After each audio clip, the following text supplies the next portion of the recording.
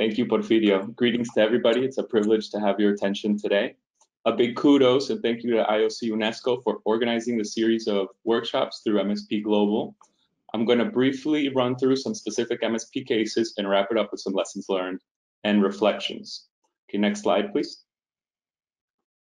I'm here in representation of Marviva, a regional NGO.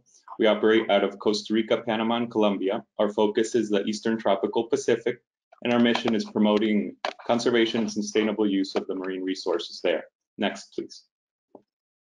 We do this through three benchmark strategies: marine spatial planning, responsible markets, and strengthening local and institutional capacities.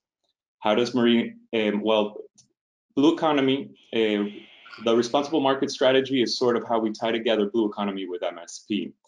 And how do we address MSP? Promotion, especially at institutional and community levels, explain it as integral marine management to ultimately bring together biodiversity protection and sustainable development. We highlight its participatory nature and its integration with coastal development. Next, please. We found the need to simplify the methodology in response to the realities of the region. Instead of waiting for the conditions to improve, we sought a manner to carry out and advance MSP in countries with nascent frameworks and limited data. So we published this MSP guide to concepts and methodological steps. The contribution is especially valuable, in my opinion, with regards to leveraging traditional knowledge and spatial conflicts analysis. Next, please. And I'm thrilled, very excited about the second edition, which is soon to be published. In fact, the conclusions at the end of this presentation are drawn from the draft, so you're about to get a sneak peek. Next. The large stain on this slide represents the Costa Rica thermal dome, while the little colored polygons along the coast are the MSP cases Marviva has participated in. Next, please. A closer look highlights the areas with the exception of the Costa Rica thermal dome. There are the titles along the coast of Colombia, Panama, and Costa Rica, and we'll go through them a little more in a little bit of detail, but not too much. Next.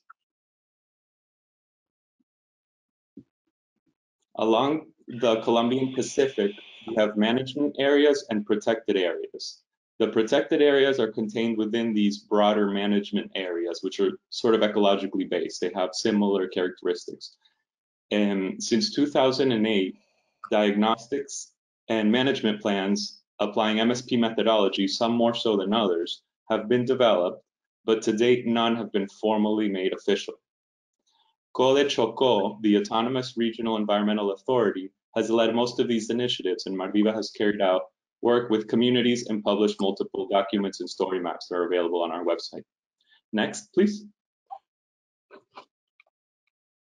This is an example of a habitat and biological process map.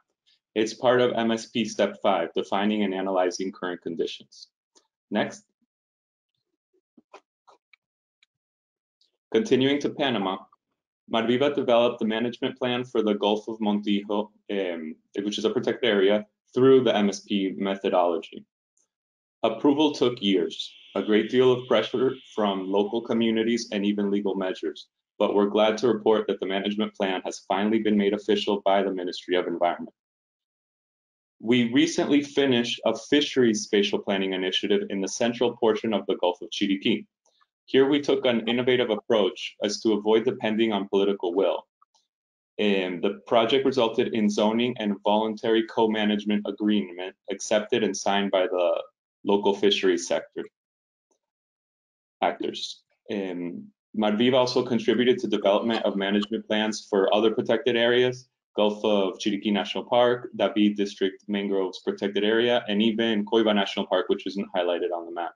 But in these last examples, Marviva's involvement was less. It was more in the early stages of defining of participatory mapping, putting together spatial information, but not so much in the planning part. Next, please. In Costa Rica, Cabo Matapalo Burrica Point was our first MSP. It's the one on the bottom right, which is kind of like a black crosshatch. It was born from a local community request to support to the Ministry of Environment and Energy. It put Marviva's at the time brand new methodology on trial. Project resulted in stakeholder proposal of a responsible fishing marine area and a marine management area, but INCOPESCA, the Costa Rican Institute of Fishing and Aquaculture, did not follow through with either. So we consider it a failed MSP. Continuing with the Gulf of Nicoya and Cape Matapalo multiple use marine areas, Marviva was technical coordinator for those projects. Next, oh no, actually we can stay there. Yeah, thanks. The Costa Rica Thermal Dome, all the way to the left, those the different colors, it's an oasis of productivity, a much larger site, 500,000 square kilometers than our other examples. It's an upwelling of cold, nutrient-rich waters from the deep that favors the growth of microalgae as the basis of a rich ecosystem. It's a unique feature in the Pacific Ocean, expanding throughout the exclusive economic zones of Central American countries and the high seas. Unregulated human activities like navigation, overfishing, pollution, climate change are threatening the sustainability and integrity of the ecosystem and services of the dome. Management of the dome region is not an easy task, especially considering its fluctuating and seasonal nature. So the regional nature of the dome and its permanence mainly outside the jurisdictional waters demands the creation of a regional governance framework involving the high seas, and ultimately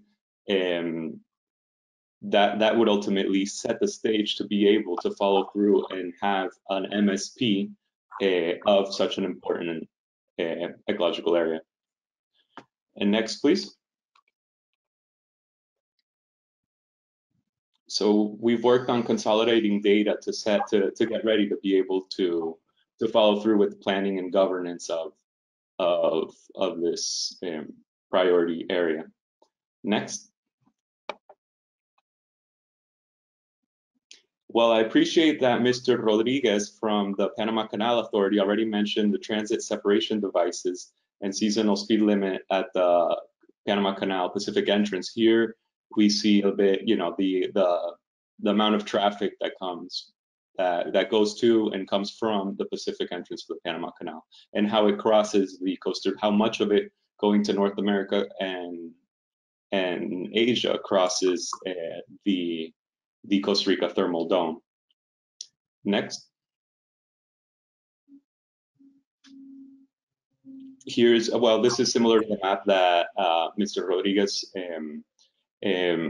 presented, where the blue lines are tagged whales. So this transit separation device was defined with an ecosystem with habitat information.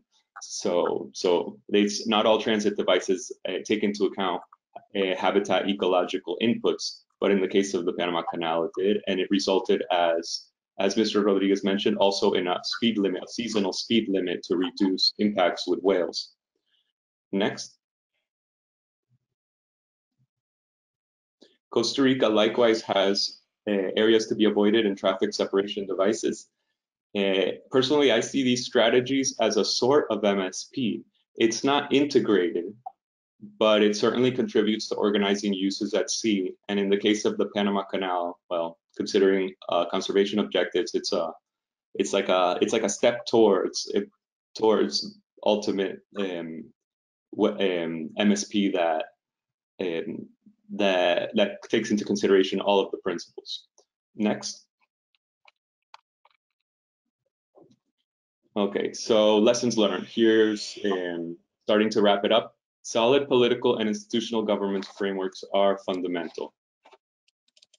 Government is the maximum public authority and must generate trust and assume responsibility in planning initiatives.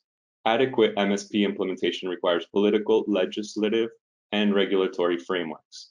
Many MSP initiatives have failed due to lacking government support. Next. Governance is an enormous challenge in implementing management plans.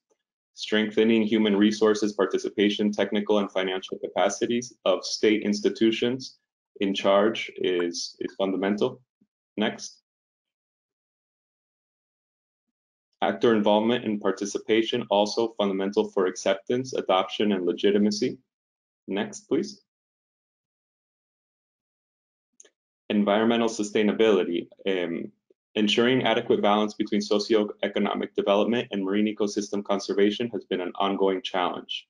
Though MSP is touted as an ecosystem-based management and integrated development planning, in many cases, especially as we've seen in some in Europe, sustainability and conservation has ended up taking a backseat.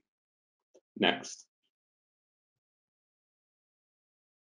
Monitoring or follow-up and evaluation are among the most important steps in MSP. And the climate emergency is one of the gravest threats and obligates reinforcement and continuity of monitoring, evaluation, and adaptive management. Lastly, addressing trans-border, trans-boundary issues is required since from a biophysical perspective, the ocean knows no bounds. Thank you very much for your attention. That's it. I think I have one last slide there, and very glad to hear from all the panelists today and be able to contribute with Marviva's experience.